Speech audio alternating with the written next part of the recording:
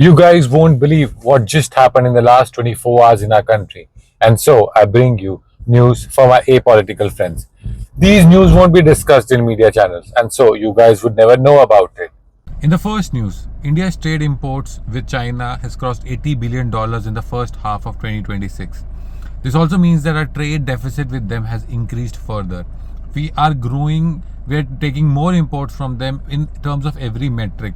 In the same breath, I want to discuss that how Republic TV yesterday did a story on how Abhishek Dipke and CJP are communist agents sponsored by China trying to destabilize or whatever.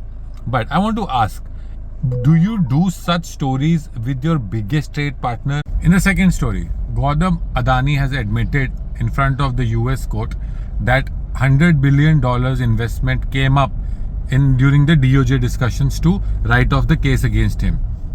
I might think this is the closest that we'll come to prove that he actually bribes his way through most of the projects that he gets. In the third news, even after personally hugging, crying, and observing the Chandrayaan and Mangalyaan projects, most of the scientists involved in such key projects are leaving ISRO.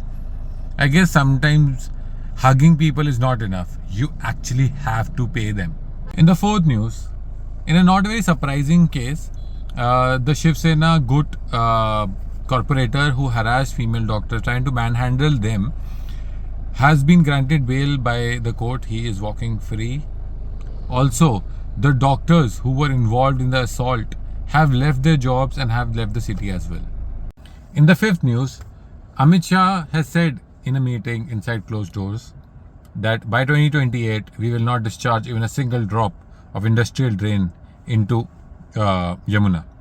On the same day, a contrary, ironical and disappointing news was also published by Hindustan Times, in which they're saying that the industrial drainage into Yamuna has increased 76% more than what was estimated. So you can see the difference between closed doors and what happens actually on ground. Remember, this is an information war that we are fighting, so you have to like, share, comment, repost, do whatever to make sure that all these news reach as many people as possible. Jai Hind, Jai Bharat.